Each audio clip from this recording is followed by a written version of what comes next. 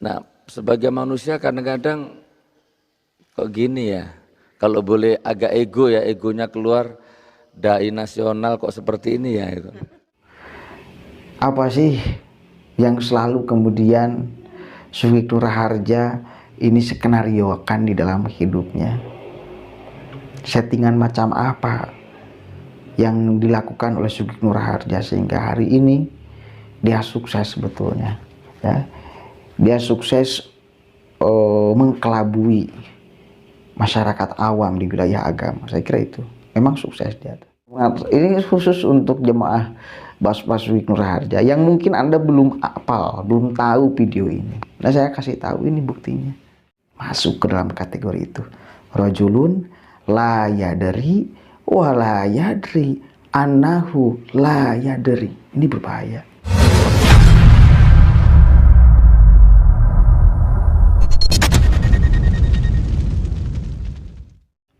Assalamualaikum warahmatullahi wabarakatuh. Hamdan syukran lillah, amma ba'd. Salam sejahtera untuk kita semua. Semoga kita tetap berada di jalur yang diinginkan oleh Allah dan diridhoi oleh Allah Subhanahu wa taala, sahabat-sahabat sekalian. Dan kemarin saya berjanji akan memberikan satu atau dua atau tiga video untuk memberikan kejelasan bahwa apa yang selama ini selalu saya katakan terhadap Bapak Sugeng Nurharja itu ada dasarnya, ada alasannya, ada buktinya. Salah satunya saya selalu mengatakan Sugeng Nurharja mengklaim sebagai dai nasional. Luar biasa ya, sebagai manusia biasa, fenomena kejadian seperti ini geli-geli unik dalam hati saya. Biasanya kalau subuh tablik ribuan orang, yang ngawal banyak, ini alhamdulillah 10.000 orang kan. Halakoh. Nah itu, tapi kita nikmati secara sufi, kita meresapi secara indah apapun yang terjadi. Kadang sama panitia dinaikkan pesawat Garuda kelas bisnis. Kadang sama panitia dijemput pakai mobil Pajero, pakai mobil Alphard, dikawal forerunner. Nah, jadi seolah-olah memang begitulah Allah itu menskenario hambanya itu ya. Di puncak yang paling atas, sampai pernah di titik yang paling rendah dijemput sama tukang gojek. Itu ada. Gitu kan. Dan itu luar biasa memang seperti itu. Nah, sebagai manusia kadang-kadang kok gini ya, kalau boleh agak ego ya, egonya keluar, dai nasional kok seperti ini ya itu. Itu manusiawi, sisi manusiawinya. Tapi kalau saya terus-terusan bermain di perasaan ini, saya takut nanti Allah marah. Kalau saya selalu sensitif di perasaan seperti ini. Kan dai nasional kok seperti ini, 1, 2, 3, 4, 5. Tapi kalau memahami ilmu Allah tidak boleh seperti itu. Nabi Yunus 950 tahun dakwah. Nabi Yunus apa Nabi Nuh yang ditelankan paus itu? Yunus ya. Iya, ada yang 350 tahun, ada yang bilang 750 tahun. Ada yang 950 tahun, yang didakwahkan cuman satu kalimat, fakultus taghfiru rabbakum innahu kana ghafar. Cuman itu saja, istighfar 950 tahun, dan dapat jamaah cuma 3. Yang lain tidak ada yang mau dengarkan, cuma 3. Dan akhirnya ya manusiawi kan, akhirnya agak galau-galau, terus agak, kalau orang Jawa bilang mutung. Percuma dakwah 950 tahun cuma ikut 3 orang ini. Sudah, akhirnya putus asa, ditinggal itu kaum itu. Makanya ditegur sama Allah dalam pelayarannya, ditelankan paus itu. Karena Allah, tugasmu cuma dakwah. Mau dapat 3, mau dapat 10 itu kan hak saya, kata Allah. Tugasmu bukan untuk merubah manusia jelek jadi baik. Itu tugasmu menyeru, tapi hasil terserah saya. Kenapa kamu kok putus asa gitu? Nah akhirnya diuji seperti itu. Menurut disiplin ilmu apapun, Nabi Yunus harusnya mati itu di dalam perut ikan itu. Ditelan, ikannya nyelam ke dasar laut. Jadi nggak ada jalan keluar. Ilmu apapun sudah buntu itu. Tapi ternyata di dalam ikan paus itu Nabi Yunus mendawamkan dzikir, sering dibaca kalau subuh itu. La ilaha illa anta subhanaka inni kuntu minadh dhalimin. Siang malam mengaku, ya Allah engkau suci, maha suci engkau ya Allah, dan aku sungguh orang yang dolim. Diakui terus, akhirnya muncul keajaiban. Ada yang bilang 40 hari, ada yang bilang 40 tahun, wallahualam besar. Tiba-tiba peluk ikannya mules, mungkin perutnya ikan itu mungkin ya. Dia naik lagi ke permukaan, dimuntahkan itu Nabi Yunus itu. Masih hidup. Makanya kalau banyak masalah, la ilaha illa anta subhanaka inni kuntu minadh dhalimin itu 1000 kali amalkan, 2000 kali baca, 10.000 kali kalau mampu. Kalau enggak mampu minimal 1 putaran tasbih. Itu insya Allah ada jalan keluar. Itu Nabi Yunus itu. Udah buntu tuh di dasar laut itu. Kalau masalah Anda paling enggak sepelik itu. Ada jalan keluar. Klaim itu. Dan saya kira seorang ulama itu bukan kemudian menempelkan di jidat dan dahinya, distempelkan oleh dirinya, mengaku-ngaku sebagai seorang ulama, sebagai seorang penceramah. Bukan. Itu adalah spontanitas penilaian masyarakat kepada individu manusia yang luar biasa ilmunya, yang akhlaknya juga baik, maka dilebelilah orang tersebut dengan ustadz, dengan ulama, dengan ajengan, dengan kiai. Itu sertifikat. Jadi bukan kemudian mengaku-ngaku sebagai saya itu adalah dai nasional.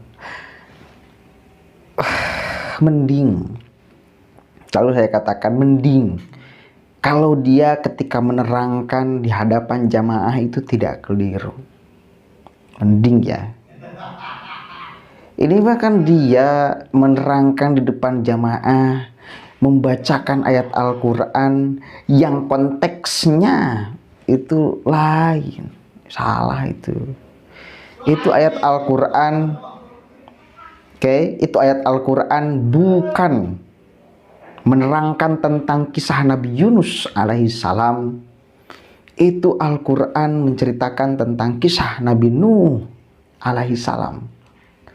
A'udzubillahi minasyaitonirrajim. Bismillahirrahmanirrahim. Faqultus taghfiru rabbakum innahu kana ghaffaro. Begitu saudara. Jadi bukan sama sekali itu. Salah. Mengaku sebagai dai nasional lagi. Nah di sini kemudian kita jangan asobiyah, fanatik buta, benar salah asal dari golongan kita dibenarkan.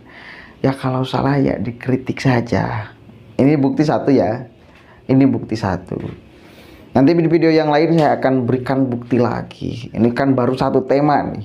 Apa yang saya bicarakan ini faktanya ada. Ini khusus untuk jemaah Baswik Nur Harja yang mungkin Anda belum hafal, belum tahu video ini. Nah saya kasih tahu ini buktinya.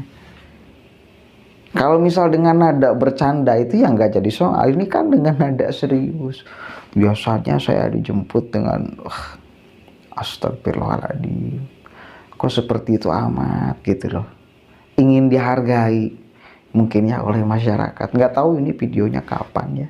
Nggak tahu. Tapi kemudian bahwa ini adalah fakta yang tidak bisa kemudian kita tutup-tutupi, beredar di media sosial kok. Ya, beredar kok. Apa sih yang selalu kemudian Sugeng Nur Harja ini skenariokan di dalam hidupnya? Settingan macam apa yang dilakukan oleh Sugeng Nur Harja sehingga hari ini dia sukses sebetulnya? Ya, dia sukses mengkelabui masyarakat awam di wilayah agama. Saya kira itu memang sukses dia, sehingga tambah pede, sehingga tambah kemudian berani. Ya wajar karena orang-orang awam di Republik ini banyak, ya, khususnya awam keagamaan, sehingga mendengar orang yang berani atas nama, mengambil atas nama Allah, mengambil atas nama Islam, bela Allah, bela apa, ya orang tergiur. Oh, kok ada orang seberani itu, gitu loh. Tapi kemudian kita ketika mau membela Islam, ketika kita mau membela Allah, oke, ketika mau, apakah seperti itu caranya? Apakah seperti itu caranya? Coba kita merenung sama-sama terhadap apa yang kemudian telah kita lakukan. Saya kira untuk membela agama Islam, tunjukkan karakter, sifat-sifat ajaran Islam yang membuat orang lain itu wah, ini bener ajaran Islam nih ya, akhlaknya yang baik, ilmu pengetahuannya yang luas, wawasannya yang luar biasa, kan gitu. Maka itu yang kemudian bakal, saya kira, apalagi konteksnya hari ini, bukan lagi membela Islam itu dengan perang, bukan lagi membela Islam itu dengan bukan. Mampu gak kemudian kita jadi nomor satu di dalam semua bidang. Oke. Di dunia ini kita menjadi nomor satu. Di dalam teknologi. Oke. Di dalam pengetahuan umum, dalam pengetahuan agama, dalam segala apapun lah. Bisa gak kita kemudian menjadi nomor satu? Itu saya kira itu bakal yang menjadi itu saya kira untuk membela Islam itu, ya, saya kira itu bukan dengan justru orang lain malah kabur, justru orang lain malah fobia kepada Islam, bukan lagi simpati, bukan lagi kagum, bukan lagi hormat, bukan. Dan ini kita harus sadar sama-sama terhadap hal ini dan terhadap fenomena Ustadz dadakan, sehingga kemudian nilai-nilai Islam banyak dikerdilkan oleh mereka-mereka yang sebetulnya tidak tahu-tahu amat tentang agama, tapi merasa sok tahu. Nah, kemerasaan sok tahunya ini berdampak kepada masyarakat yang awam, seolah-olah bahwa kesok tahuannya ini benar-benar tahu padahal hanya sok. Ya, harus kita paham nih, ya. Seolah-olah ajaran Islam seperti itu padahal hanya begitu, saudara. Itu satu, ya. Nah, besok saya akan buat lagi video untuk membuktikan kepada istri Bapak Sweet Nur Raja. Ini baru kepada jamaahnya saja, ya. Ini baru kepada jamaahnya. Benar kok dia mengklaim sebagai dai nasional, dan saya kira itu tidak pantas. Ulama mengaku-ngaku ulama, dai mengaku-ngaku dai, apalagi dai nasional. Leuheung mun bener, saya katakan lagi, leuheung mun bener ketika dia menerangkan kepada umat. Keur masalah gitu, kalau kata bahasa Sunda, keur masalah pede deh, ya, keur masalah ngerasa bener deh. Nah, ini berbahaya.